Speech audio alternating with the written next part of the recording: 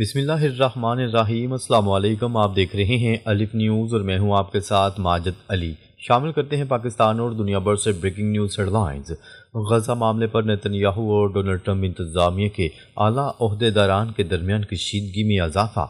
غزہ کے معاملے پر اسرائیلی وزیر اعظم نیتن یاہو اور امریکی صدر ڈونلڈ ٹرمپ کی انتظامیہ کے درمیان کشیدگی میں اضافہ ہو رہا ہے۔ امریکی میڈیا کی رپورٹس کے مطابق نیتن یاہو وائٹ ہاؤس کے اس بااثر حلقے کی حمایت کھو چکے ہیں جسے ڈونلڈ ٹرمپ کا سخت گیر داخلی دائرہ سمجھا جاتا ہے، کیونکہ ان کی پالیسیاں غزہ میں امن عمل کی راہ میں رکاوٹ بن رہی ہیں۔ امریکی ویب سائٹ ایکسیس نے اعلیٰ سرکاری ذرائع کے حوالے سے رپورٹ کیا کہ ڈونلڈ ٹرمپ کے قریبی معاون، جن میں نائب صدر جے ڈی وینس، وزیر خارجہ مارکو روبیو، صدارتی مشیر جیریڈ کوشنر، خصوصی ایلچی اسٹیو وٹکوف اور چیف آف اسٹاف سوزی وائلز شامل ہیں، نیتن یاہو کے طرز عمل سے شدید مایوس ہیں۔ ذرائع کے مطابق نیتن یاہو جان بوجھ کر غزہ میں جنگ بندی اور امن عمل کو سست کر رہے ہیں۔ رپورٹس کے مطابق کہا گیا ہے کہ نیتن یاہو اب بیشتر امریکی اتحادیوں کی حمایت سے محروم ہو چکے ہیں اور اس وقت صرف صدر ڈونلڈ ٹرمپ ہی ذاتی سطح پر ان کی حمایت کر رہے ہیں۔ تاہم ڈونلڈ ٹرمپ غزہ کے معاملے میں تیز پیش رفت چاہتے ہیں۔ اختلافات کا مرکز غزہ سے متعلق اسٹریٹجک فیصلے ہیں، جن میں مرحلہ وار غیر مسلح کرنے کے منصوبے اور فلسطینی ٹیکنوکریٹ حکومت کے قیام پر اختلافات شامل ہیں۔ ڈونلڈ ٹرمپ انتظامیہ کے بعض عہدیداران نے اسرائیلی فوجی کارروائیوں میں شہریوں کی ہلاکت پر بھی ناراضگی کا اظہار کیا۔ ادھر نیتن یاہو فلوریڈا میں ڈونلڈ ٹرمپ سے ملاقات کے ذریعے براہ راست صدر کو قائل کرنے کی کوشش کر رہے ہیں۔ یہ صورتحال ایسے وقت پر سامنے آئی جب واشنگٹن آئندہ جنوری میں امن کونسل کے آغاز کی تیاری کر رہا ہے اور امریکی حکام نے واضح کر دیا ہے کہ تاخیری حکمت عملی اب قابل قبول نہیں۔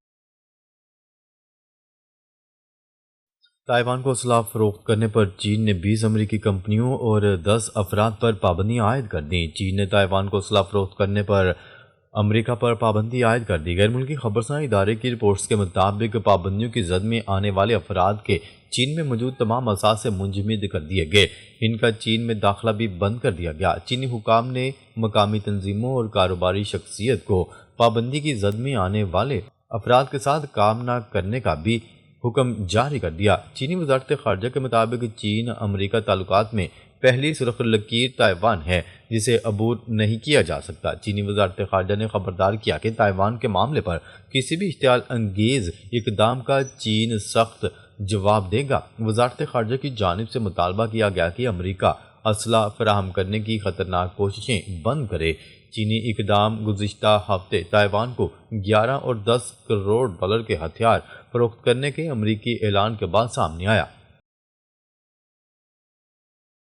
شمالی کوریا کے سربراہ کا 2026 میں مزید میزائل بنانے کا حکم۔ شمالی کوریا کے رہنما کم جونگ ان نے حکام کو فوج کی بڑھتی ہوئی ضروریات پوری کرنے کے لیے میزائلوں کی پیداوار میں اضافے اور نئی فیکٹریاں تعمیر کرنے کا حکم دے دیا۔ غیر ملکی خبرساں ادارے کی رپورٹ کے مطابق کم جونگ ان نے اسلحہ ساز فیکٹریوں کے دورے کے دوران انہیں آنے والے مصروف سال کے لیے تیار رہنے کا حکم دیا۔ انہوں نے کہا کہ مسلح افواج کی طلب کے مطابق رہنے کے لیے مجموعی پیداواری صلاحیت میں مزید اضافہ ضروری ہے۔ رپورٹ کے مطابق انہوں نے نئی اسلحہ ساز فیکٹریاں قائم کرنے کا حکم بھی دیا۔ کم جونگ ان نے بحیرہ جاپان پر نئی قسم کے بلند فضائی طویل فاصلے تک مار کرنے والے طیارہ شکن میزائلوں کے تجربات لانچنگ کی بھی نگرانی کی۔ ان کا کہنا تھا کہ اپنی حکمران جماعت کورین ورکرز پارٹی کے تقریباً 5 سال بعد ہونے والا پہلا کانگریس اجلاس جو 2026 کے اوائل میں متوقع ہوگا میں جدید کاری اور پیداوار کے نئے منصوبے پیش کیے جائیں گے۔ امریکی صدر ڈونلڈ ٹرمپ اپنے یوکرینی ہم منصب سے ملاقات نتیجہ خیز بنانے کے لیے پرامید۔ امریکی صدر ڈونلڈ ٹرمپ نے یوکرین کے صدر زلنسکی کے ساتھ ملاقات کو نتیجہ خیز بنانے کی امید ظاہر کر دی۔ اپنے بیان میں امریکی صدر ڈونلڈ ٹرمپ نے کہا کہ زلنسکی کے پاس کچھ بھی نہیں جب تک میں منظوری نہیں دوں۔ دیکھتے ہیں وہ کیا لے کر آتے ہیں۔ ماسکو کی معیشت مشکل میں ہے، روسی صدر سے جلد بات چیت کروں گا۔ دوسری جانب یوکرینی صدر ولادیمیر زلنسکی نے بتایا کہ فلوریڈا میں اتوار کو امریکی صدر سے ملاقات ہوگی جس میں روس یوکرین جنگ کے خاتمے کے لیے امن مذاکرات پر گفتگو ہوگی۔ ولادیمیر زیلنسکی کا مزید کہنا تھا کہ یوکرین امن معاہدے کے لیے تیار ہے۔ امریکہ کے ساتھ 20 نکاتی امن منصوبے کا 90% کام مکمل ہو چکا ہے۔ تھائی لینڈ اور کمبوڈیا کا فوری طور پر عارضی جنگ بندی پر اتفاق۔ تھائی لینڈ اور کمبوڈیا نے سرحدی جھڑپیں روکنے کے لیے 72 گھنٹے کی عارضی جنگ بندی پر اتفاق کر لیا۔ خبرساں ایجنسی کی رپورٹ کے مطابق دونوں ممالک کے حکام نے تمام مسلح کارروائیاں روکنے کا عہد کیا۔ جنگ بندی سرحد کے تمام علاقوں، فوجی اہداف، شہریوں اور بنیادی ڈھانچے پر لاگو ہوں گی۔ مشترکہ بیان میں کہا گیا ہے کہ تھائی لینڈ کمبوڈیا تخریب کاری سائبر کرائم کا مقابلہ کرنے میں تعاون پر رضامند ہو گئے ہیں۔ واضح رہے کہ سرحدی جھڑپیں 8 دسمبر سے دوبارہ شروع ہو گئی تھیں۔ اب تک 99 افراد ہلاک ہو چکے ہیں۔ سکھ فار جسٹس کا بھارت میں مسیحیوں کے لیے محفوظ وطن ٹرمپ لینڈ کا مطالبہ۔ سکھ فار جسٹس تنظیم کی جانب سے بھارت میں عیسائیوں کے لیے محفوظ وطن ٹرمپ لینڈ کا مطالبہ کر دیا گیا۔ اقوام متحدہ کے تسلیم شدہ حق خود ارادیت کے تحت سکھ فار جسٹس تنظیم نے شمال مشرقی بھارت میں ایک محفوظ عیسائی وطن ٹرمپ لینڈ کا نقشہ جاری کر دیا۔ سکھ فار جسٹس، جو عالمی خالصتان ریفرینڈم کا انعقاد کر رہا ہے، نے باضابطہ طور پر ٹرمپ لینڈ کی تجویز پیش کی ہے۔ تنظیم کے مطابق یہ مجوزہ خطہ امریکی صدر ڈونلڈ ٹرمپ کے نام سے منسوب کیا جائے گا۔ سکھ فار جسٹس کے رہنما گروپتون سنگھ پنو نے امریکی صدر سے اس معاملے میں براہ راست مداخلت کی اپیل بھی کی ہے۔ گروپتون سنگھ پنو کا کہنا تھا کہ جب دنیا کرسمس منا رہی تھی، اس وقت بھارت میں عیسائی برادری کو منظم شدہ حملوں اور جبر کا سامنا تھا۔ مودی کے دور حکومت میں نہ صرف عیسائیوں بلکہ بھارتی پنجاب میں سکھوں کو بھی شدید خطرات لاحق ہیں۔ انہوں نے کہا کہ یہ خطہ 7 سسٹرز اسٹیٹس کے نام سے جانا جاتا ہے، جہاں عیسائی آبادی مقامی اور تاریخی طور پر علیحدہ ہے۔ 7 سسٹر اسٹیٹس ناگالینڈ، میزورم، میگھالیہ، منی پور، تریپورہ اور آسام اور اکثریتی عیسائی آبادی پر مشتمل ہے۔ ٹرمپ لینڈ کو ایک محفوظ عیسائی کوریڈور کے طور پر تجویز کیا گیا ہے تاکہ لاکھوں عیسائیوں کو پناہ دی جا سکے۔ گروپتون سنگھ پنو نے کہا کہ یہ عیسائی آبادی اس وقت ظالم بھارتی ریاستی پالیسیوں کے نتیجے میں ظلم و ستم کا شکار ہیں۔ تاجکستان کا طالبان حکومت سے معافی مانگنے کا مطالبہ۔ تاجکستان نے حالیہ سرحدی حملے کے بعد طالبان حکومت سے سرکاری معافی مانگنے کا مطالبہ کر دیا۔ میڈیا رپورٹ کے مطابق تاجکستان کی نیشنل سیکیورٹی کمیٹی نے طالبان قیادت سے سرحدی سیکیورٹی کو یقینی بنانے کے لیے اضافی اقدامات اٹھانے کا مطالبہ کیا ہے۔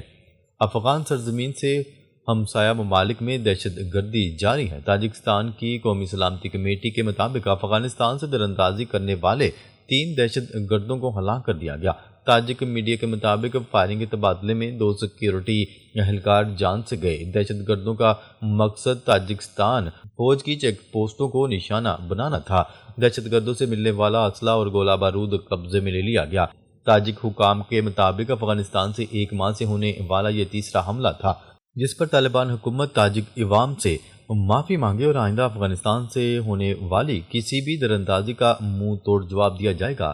تاجک کمیٹی نے سرحد پر سخت کنٹرول کی اہمیت اور مزید حملوں کو روکنے اور علاقائی استحکام برقرار رکھنے کے لیے بین الاقوامی تعاون پر زور دیا۔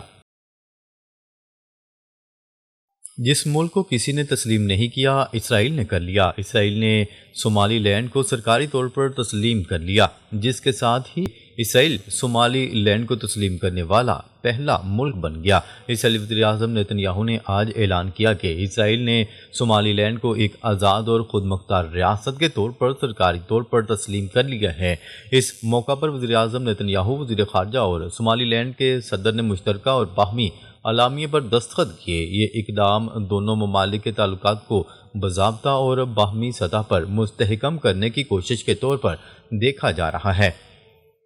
خیال ہے کہ صومالی لینڈ کئی دہائیوں سے اپنی آزادی کا دعویٰ کرتا آ رہا ہے، لیکن عالمی برادری کی اکثریت کی جانب سے اسے رسمی طور پر تسلیم نہیں کیا گیا۔ دوسری جانب اسرائیل کے صومالی لینڈ کو آزاد ریاست کے طور پر تسلیم کرنے کے فیصلے پر ملک کے ایک سینئر اہلکار نے تنقید کا نشانہ بنایا۔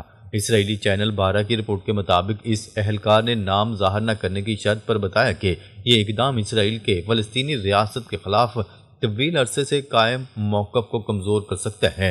اسرائیلی اہلکار کے مطابق اگرچہ اسرائیل پہلا ملک ہے جس نے صومالی لینڈ کو رسمی طور پر شناخت دی ہے، دنیا کے باقی ممالک اس علیحدہ خطے کو صومالیہ کا حصہ سمجھتے ہیں۔ اس سے اسرائیل کے فلسطینی ریاست سے متعلق موقع پر سوالات اٹھتے ہیں۔